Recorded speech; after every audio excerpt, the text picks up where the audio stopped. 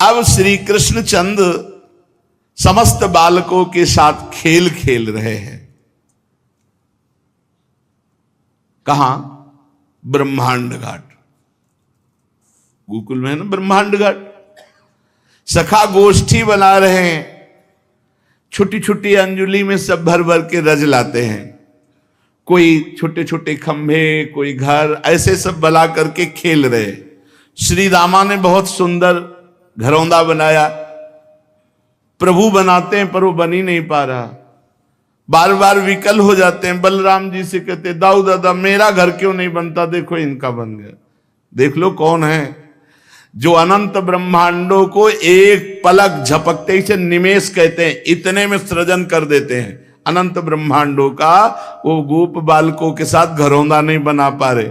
अन्य बालक ताली पीट कर हंसते हैं, श्री कृष्ण कुछ मुख उदास कर लेते हैं।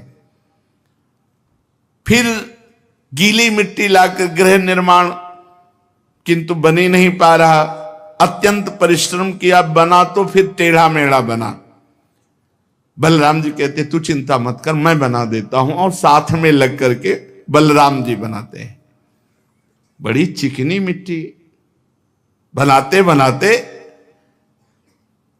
ऐसा लगा कि थोड़ा स्वाद भी तो लिया जाए, एकदम मलाई जैसी मिट्टी। यदियो भ्रूभंग कतिना जगत दंडानि सतसह प्रसूते संपाति छपयति न तत्र प्रयतते सा एवायम धूलिपुर गृह विनिर्माण रवसे भ्रशम श्रांता शृण्ण तदपि न विरामम रचयति। इनके एक सेकेंड के संकल्प से अनंत ब्रह्मांडों का सृजन हो जाता है। वो प्रभु घरौंदा नहीं बना पा रहे। एकांत, ऐसे मिट्टी लियो, एकांत में जाके यमुना किनारे ब्रह्मांड घाट में बैठे हो, आराम से ब्रजरज पार है। ठाकुर जी ब्रजरज पार है। दाऊ दादा की दृष्टि गई, कहां गया, वो तो दिखाई नहीं दे रहे। अब गए तो यमुना की तरंगों को देख देख कर जैसे कोई सतुआ पाता है ना, ऐसे ब्रजरज पा रहे। देखो ठाकुर जी ने ब्रजरज पाई। भगवान बलराम जी दौड़ के हाथ पर, ये क्या, तने मिट्टी खाई? बोल रहे नहीं, मैंने नहीं खाई। क्यों? झूठ क्यों बोल रहे? क्योंकि मिट्टी खाई। अरे अनंत ब्रह्मांड उनके उदर में वास करते, क्या नहीं खाया?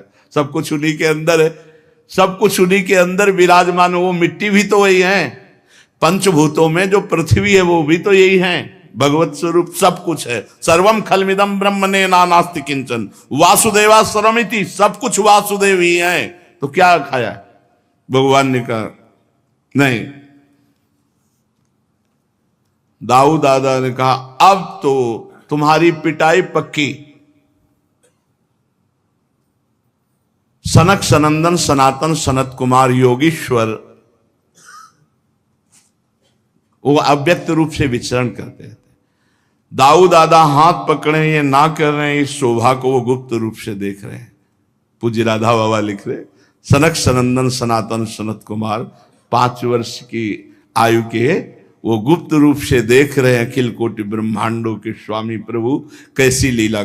दाऊ दादा आज तो तुम पिटोगे, आज तुमने तो भय युक्त, और ऐसे मुंह में रज पूरी भरी गीली मिट्टी, नहीं मैंने नहीं पाई।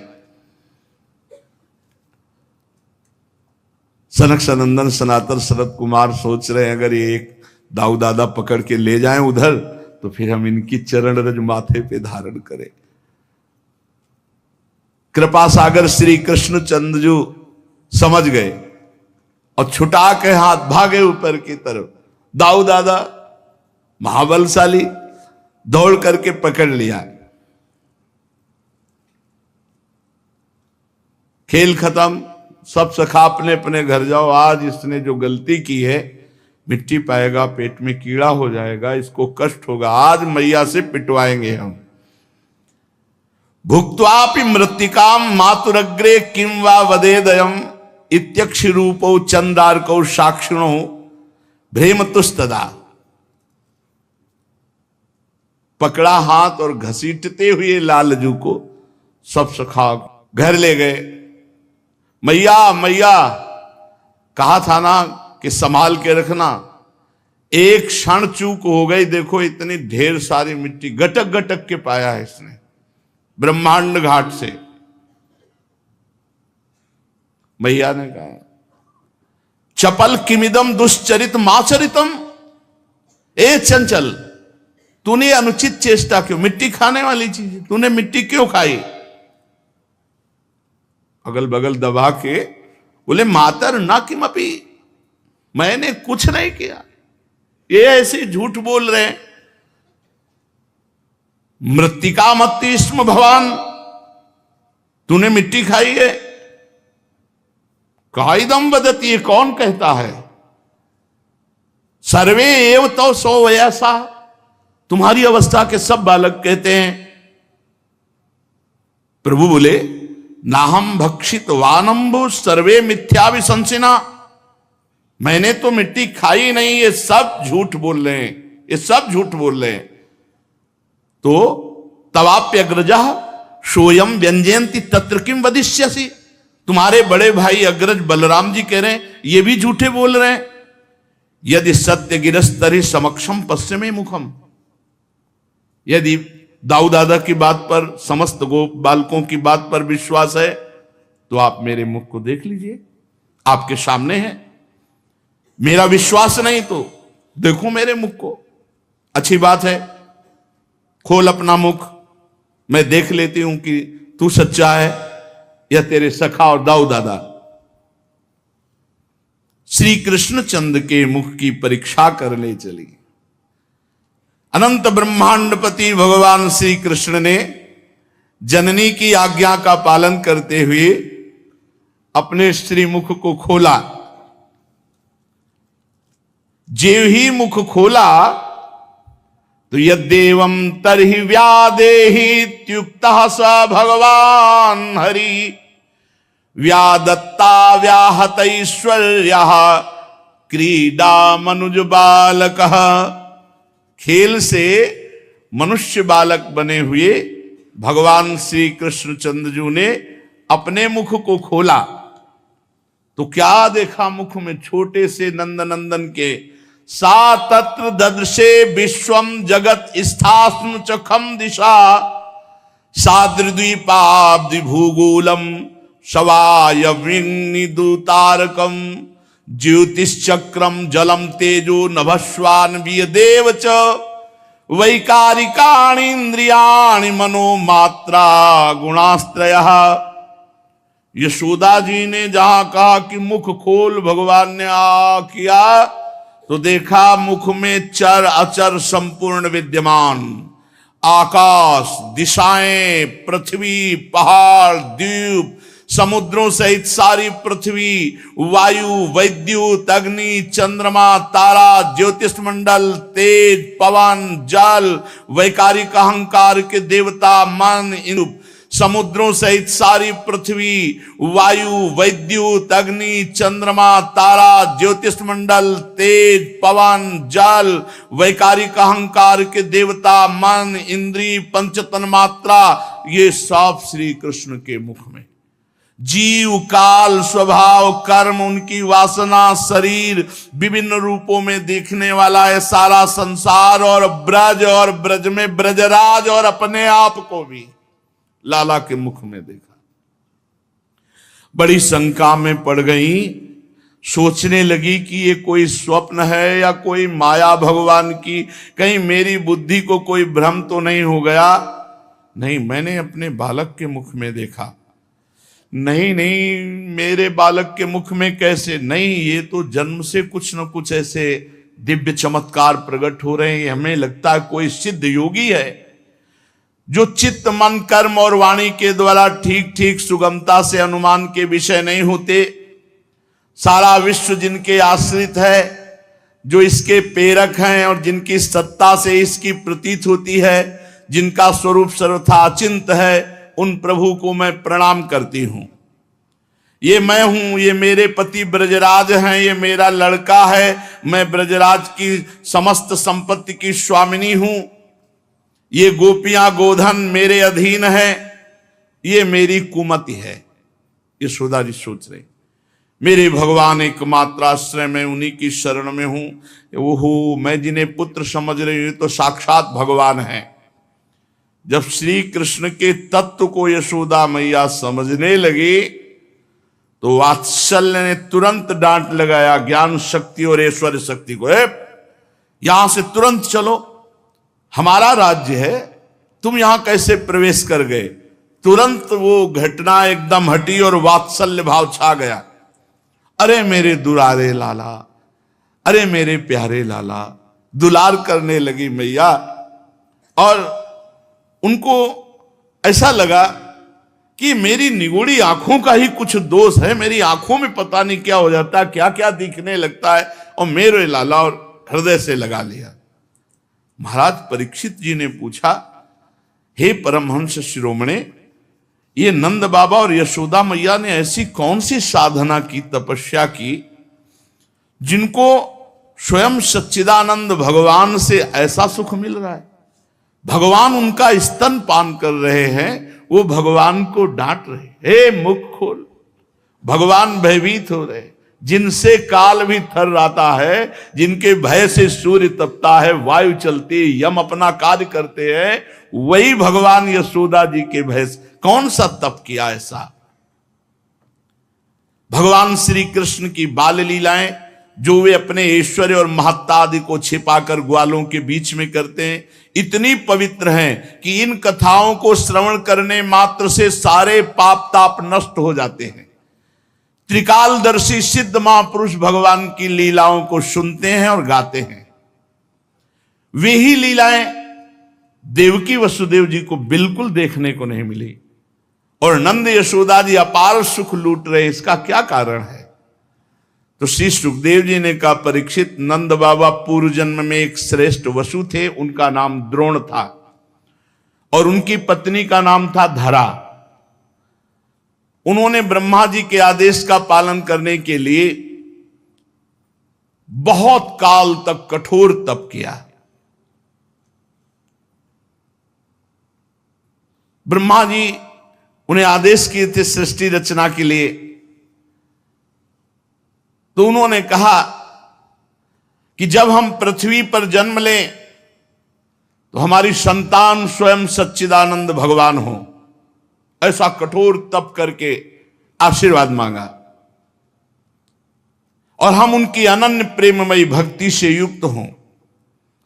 जो अनन्य प्रेममयी भक्ति संसारी प्राणियों को दुर्गतियों से पार करके महाप्रेम सुख प्रदान करती है। ब्रह्मा जी ने कहा ऐसा ही होगा। वही यशस्वी भगवान में द्रोण ब्रज में नंद बाबा के रूप में और उनकी पत्नी धरा यशोदा के रूप में हुई। अब इस जन्म में जन्म मृत्यु के चक्र से छुड़ाने वाले जनार्दन भगवान उनके पुत्र हुए। विशेष कृपा इनके ऊपर, ये महाप्रेम में उन्मत्त रहते हैं। ब्रह्मा जी की बात सत्य करने के लिए भगवान श्री कृष्ण बलराम ब्रज में रहकर समस्त ब्रजवासियों को अपनी बाल लीलाओं से आनंदित करते हैं। एक समय की बात है, नंद रानी यशोदा जी घर के दासियों को दूसरे कामों में लगाती थी, और जो लाला का भोग वो स्वयं अपने हाथ। तो आप लाला को मक्खन खिलाने के लिए अपने कर कमल से दही मथ रहे हैं।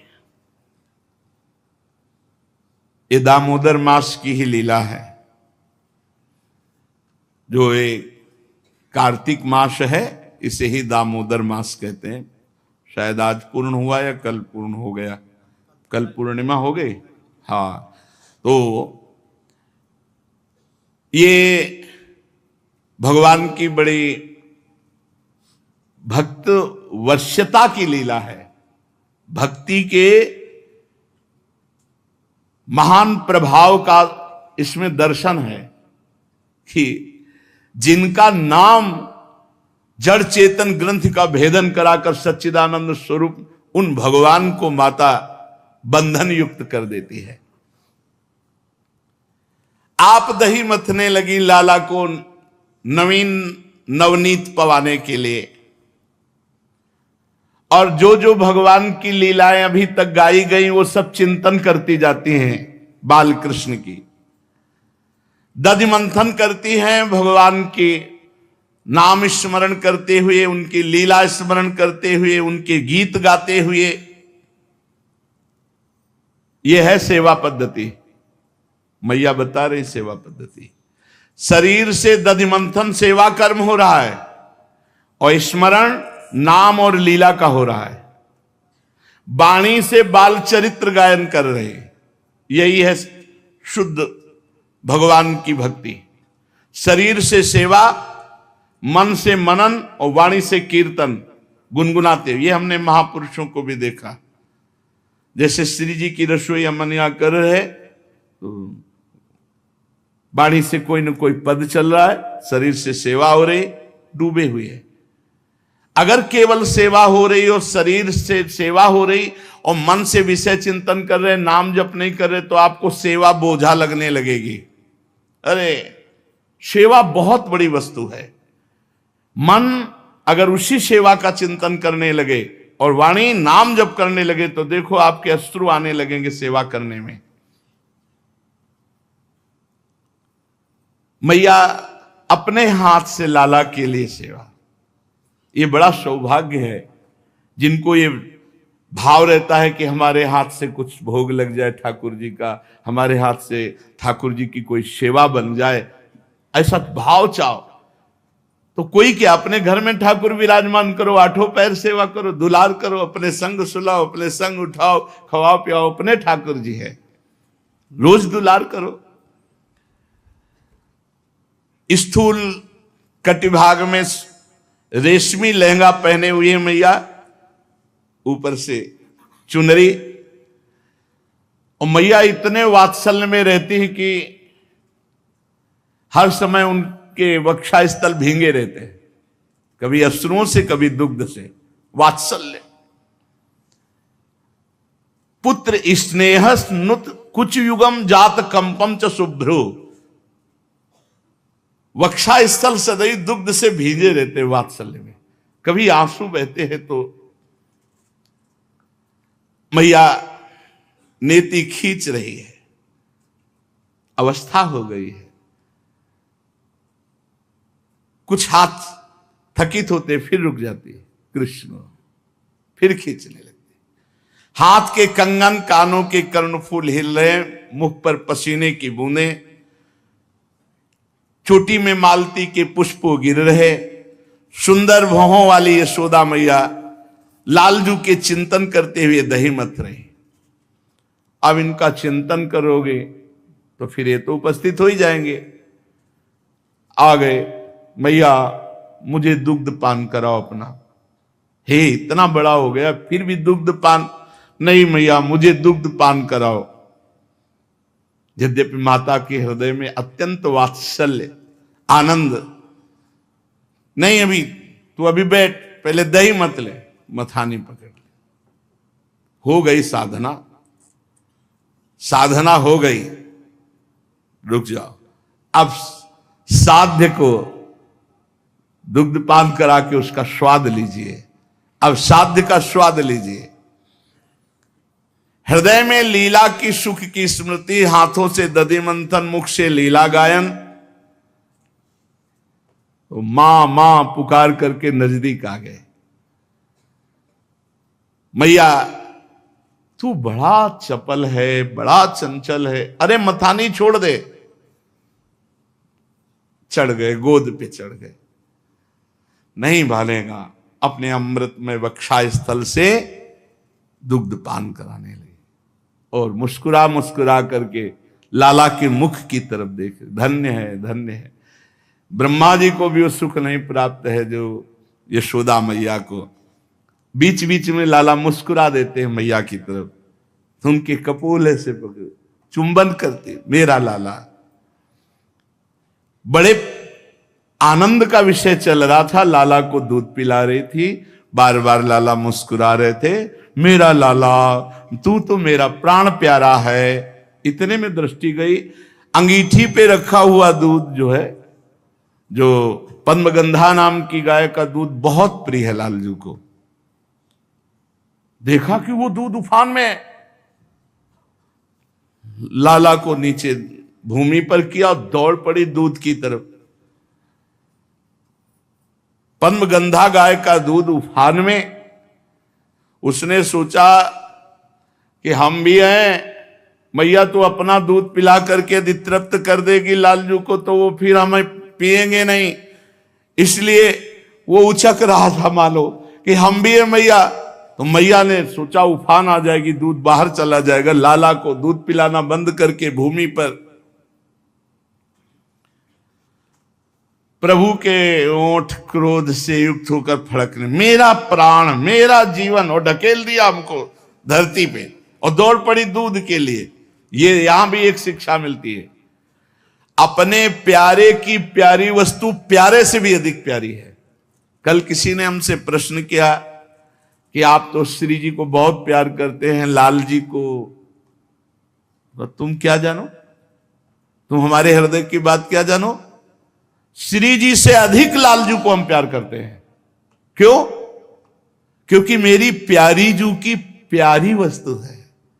दृष्टैव चंपक लतेव चमत्कृतांगिम, स्वयं लाडली जू कहती है, मुको तो भावती ठोर प्यारे के नयनन में। कहां स्थान? प्यारे के नयनन। और क्या कह रहे हैं लाडली जू, मेरे तन मन प्राण हूं ते प्रीतम प्रिय।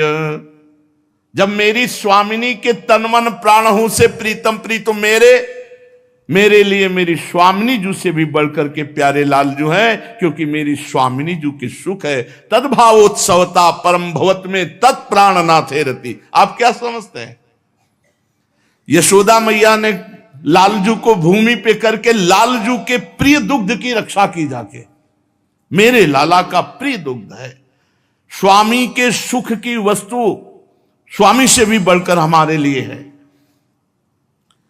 पर महाराज ओठ फड़कने लगे लालजू महाराज के। संजात कोपहा स्फुरितारुणाधरम संदस्य दग्धिर दधिमंथ भाजनम भित्वा मृषाश्रुर दृश दस मना रहो जघास हईवंगो मंतरम गतः। ओठ फड़कने लगे और छोटी छोटी दतुलियों से ओठ दबा ले। मैया कहती, प्राण प्यारा जीवन धन मेरा लाला, और मुझे उतार के दूध की रक्षा में गई। प्रभु मंथन की जो माट थी, सिलवट्टा उठाया, प्रहार किया, पूरा फैल गया।